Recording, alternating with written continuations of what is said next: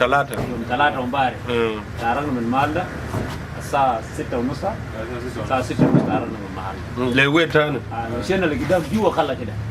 لاتجاه ده كده. لاتجاه ورا جبل كده بس ماشيين. Good morning everyone. I would like to give brief updates on security incidents around Juba. On 1st of May 2025 at 11 p.m. there was this lorry at the background here left Juba for northern Barghazal. The final destination for the lorry was Gok Machar in Gok Machar, Aweil North County of northern Barghazal state. At 11, this cruise you are seeing here, this one is a driver, Abdul Nasser, and the one on my right was the car supervisor. Between Koda and Nyori at 11:30 a.m. they were stopped by SPLA-IO rebels, and not being stopped just like that, they opened fire on the vehicle you are seeing here, and as a result the vehicle came to a halt. They were rotted down and led into the bush. They spent 2 days moving throughout at night, and during their ordeal, which lasted 48 hours, they were being trailed by the operation forces from Operations Department, National Security, Internal Security Bureau, under direct command of Colonel Makoyi. He led the forces that were pursuing the rebels, and yesterday they were able to catch up with the rebels, engage them, and they were able to recover these four people you are seeing standing with me. Mr. Deng is a South Sudanese. These 3 personnel, they are from Sudan. This is the driver, Abdul Nasser. He was the one that driving the car. They were a total of 6 crew members that were driving the car. In the process, in the ordeal they had, 2 have gone missing. We have been able to recover only 4 of them. They were taken into the bush. The final destination was Bye-Bye, but they could not reach at Bye-Bye.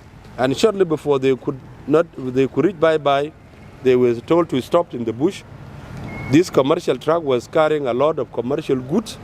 They were offloaded by the rebels, and they looted them. They lost a total of 4 million South Sudanese pounds, all their smartphones, and other personal effects. They were subjected to a lot of beating, physical beating, a lot of whipping. You can see his shirt here. These are the bruises. This is chin is having a bruise when he was knocked down. The shirt is full of blood stain, so they were subjected to a lot of beating. Just shortly before they arrived at the scene, which was between Bye-Bye and Nyore, they had found a truck that was coming to Juba from the direction of Greater Barghazal. Shortly before they arrived at the scene, that vehicle was being driven by Somalis. That vehicle fell into a bush at the same place, and 1 person was killed, and that was a turn boy. The other one went missing. The next day, the car was set on fire. We have videos of the car that was burned. We have some of the commercial goods that were offloaded, intended to be transported to the hideouts. In conclusion, I would like to say this in summary, that shortly before security situation escalated between the SSPDF and SPLA-IO that were assembled at different occasions around Juba, as per the agreement in 2018. We had them at several locations, northern part of Juba and the western part. So these are the ones that are staging ambushes. And the information we have received is that they have joined forces with armed civilians, mostly from Terekeka County, and they are the ones that are carrying out joint operations. So our advice to the commissioner of Terekeka County in particular, and maybe to the leadership of Central Equatoria State, is that you need to talk with these armed civilians, not to join forces with SPLA-IO rebels, to aid them in ambushing civilians in looting them, in killing them. Like in this process now, we have lost a foreigner, Somalis. We have the ID recovered and the driving license. The body was taken by the relatives. And now we have 3 people that are missing, or 2 people that are missing, who are also Sudanese. So you can see now this conflict is not only affecting South Sudanese, it's affecting foreigners who have come here to do business. They have nothing to do with our internal conflict. So we are appealing to all those who are not direct actors, those who are just aiding rebellion, to keep off. Because if you join forces with SPLA-IO, you carry out these criminal activities, you directly become a target to us, like any other that is aiding rebellion. I appeal to civilians that are going about their business is that you should stop traveling at night.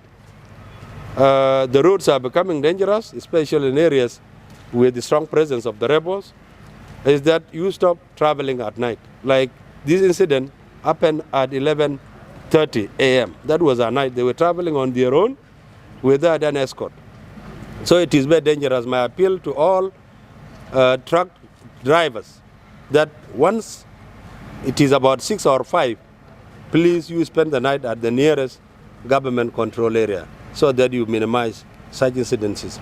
In conclusion, I would like to say thank you to Operations Department from National Security Bureau under the overall command of Major General Deng Nicola, and a special appreciation goes to Colonel Makoyi, the one who led the operations, is in charge of operations for northern sector. There's Juba, which has been divided into sectors. So he was the one whose forces were able to trail the rebels, engage them effectively, and was able to recover them.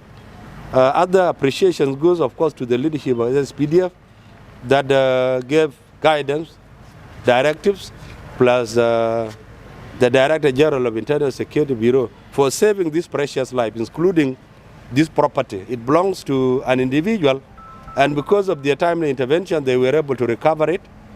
And it was unfortunate that the property for the deceased Somali could not be protected. We encourage all those who took part in these successful operations to keep on doing their best. Thank you. I'd like to give an opportunity to Deng, the supervisor for this vehicle, to make some few remarks because he was directly affected.